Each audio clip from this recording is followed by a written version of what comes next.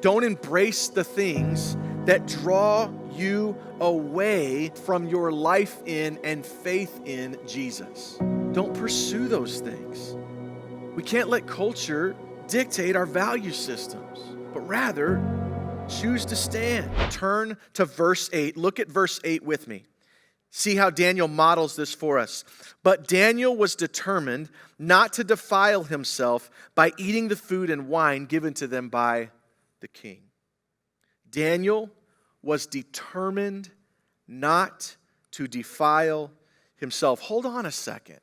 Why is it defiling for him to eat a certain food and not another food? Why would he say, well, this is desecration, this is defiling? Why?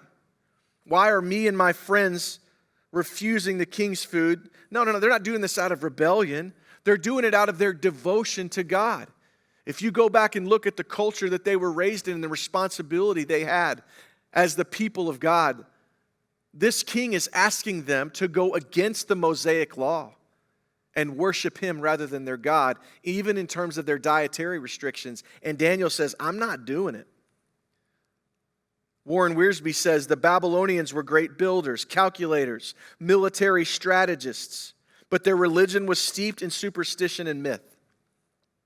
Just as Christian students in secular schools today have to study material that contradicts what they believe, so Daniel and his friends had to master Babylonian history, science. In fact, the final examination, they excelled all the other students in verse 20.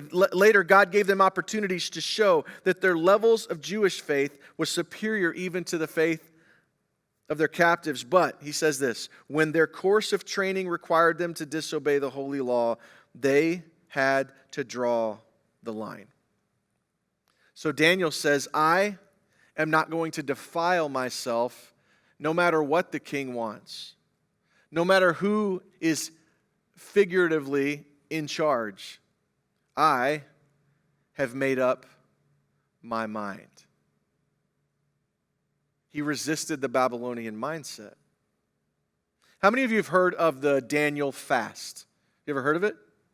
Back in the late 90s, the Daniel fast was a really popular spiritual discipline. It's basically a 21-day fast where you only eat basically what Daniel and his friends ate, vegetables and water, plant-based diet. But it was put there. People used this kind of as a model to help build spiritual focus and discipline, dependence on God. And of course, there's some added benefits with your health as well. I've participated in it a handful of times over the years. Maybe some of you guys have done that as well. And it's that diet is about stopping, focusing, remembering, worshiping. It's a really, really good thing. But I saw something as I examined this passage this week and studied for today. Daniel was fasting, yes, but his fast was not about stopping. It was about standing. He wasn't just saying, I won't eat it because it's not good for me and I need to get my mind in a different place. I need to focus differently. No. He was saying that particular food goes against the holy law. I'm not going to defile myself. I am actually going to stand. Culture demanded something from him that his faith could not reconcile, and he would not compromise. It wasn't about telling his body no. It was about telling a pagan culture no. I am not giving in.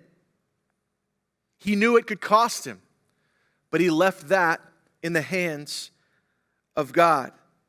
An author once wrote, a heart that loves the Lord, that trusts the Lord, and therefore obeys the Lord, has no difficulty making the right choices and trusting God to take care of the consequences. It has well been said that faith is not believing in spite of evidence. No, that's called superstition. He says, faith is obeying in spite of consequences. Even when we know what's going to happen, we know what could happen, we still decide to stand. And that's my last point for today. You and I not only need to resist the Babylonian mindset, we need to choose to stand. When was the last time that culture asked something from you, even demanded something from you, but because of your faith, you said, no, I can't defile myself. I am made for God. I am made for His purposes. I have to resist the mindset that you're asking me to embrace. I'm not going to give in. I'm going to stand up. When's the last time that you did that? It actually gives us a new spin on the familiar verses, Romans 12, verses 1 and 2, when it says, and so, dear brothers and sisters, I plead with you, give your bodies to God because of all He's done for you. Let them be a living and holy sacrifice, the kind that He will find acceptable. This is truly the way we worship Him.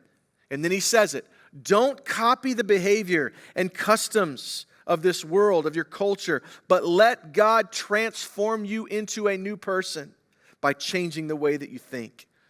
Then you will learn to know God's will for you, which is good and pleasing and perfect. What's He telling us? Don't embrace the things that draw you away from your life in and faith in Jesus. Don't pursue those things. We can't let culture dictate our value systems, but rather choose to stand. Present your body as a sacrifice to God. In light of everything that He's done, the mercy He's displayed on the cross, He says, worship Him in this way.